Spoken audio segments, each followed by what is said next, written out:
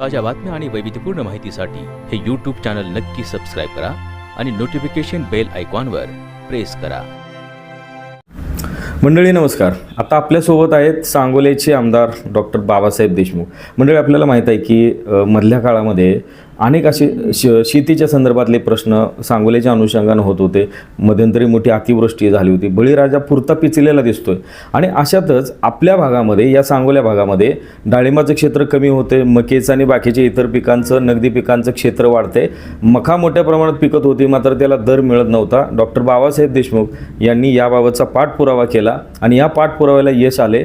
साहेब, market फेडरेशनच्या वतीनं आता खरेदी सुरू झाली, तर याचा पाठपुरावा कसा झाला आणि काय काय प्रक्रिया झाली? संबंधित अधिकाऱ्यांसोबत चर्चा केली. आमचे चेअरमन सन्माननीय रमेशजी जाधव आणि व्हाईस चेअरमन यांच्यासोबत चर्चा केल्यानंतर असं समजलं की ग्रामीण भागामध्ये मकेची लागवड खूप जास्त आहे, कारण दुभते जनावरांची संख्या वाढलेली आहे. डाळिंबाचं पीक गेल्यानंतर दूध व्यवसायाकडे शेतकरी वळलेला आहे.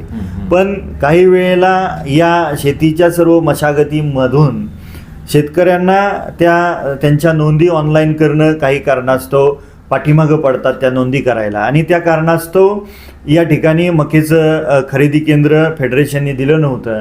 पण आपण तात्काळ संपर्क केला, पत्रव्यवहार केला आणि संबंधित कृषी मंत्री सन्माननीय दत्तामामा भरणे साहेबांसोबत संपर्क केल्यानंतर त्यांनी सांगितलं की तात्काळ हे खरेदी केंद्र चालू करावं, असं संबंधित अधिकाऱ्यांना त्यांनी सूचना दिल्या आणि आता मकेचं खरेदी केंद्र चालू झालेलं आहे. या माध्यमातून या तालुक्यातल्या गोरगरीब शेतकऱ्यांना त्याचा निश्चितपणे फायदा होईल. चांगल्या दराने त्यांची मका ही खरेदी केली जाईल.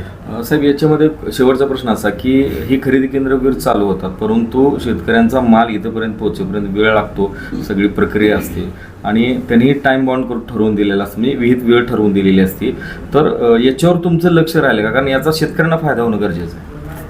ज्या पद्धतीने स्वर्गीय आबासाहेबांनी या तालुक्याची 60-65 वर्षे सेवा केली, तळागाळातल्या शेतकऱ्यांना, वंचित घटकांना, त्यांच्या अडीअडचणीला वेळोवेळी आबासाहेबांनी सहकार्य केलं, त्याच पद्धतीनं इथल्या जो जगाचा पोशिंदा आहे बळीराजा, त्याच्या प्रत्येक अडीअडचणीला मी त्यांच्यासोबत असणार आहे, हा विश्वास आपल्या माध्यमातून या तालुक्यातल्या आणि मतदारसंघातल्या शेतकऱ्यांना. प्रश्न आहे, काही शेतकऱ्यांचं असं तक्रार, मला वैयक्तिक फोन येत आहेत की मदत मिळाली नाही, अतिवृष्टीची मदत. आता टेक्निकली मुद्दे असू शकतात, प्रशासकीय मुद्दे असू शकतात.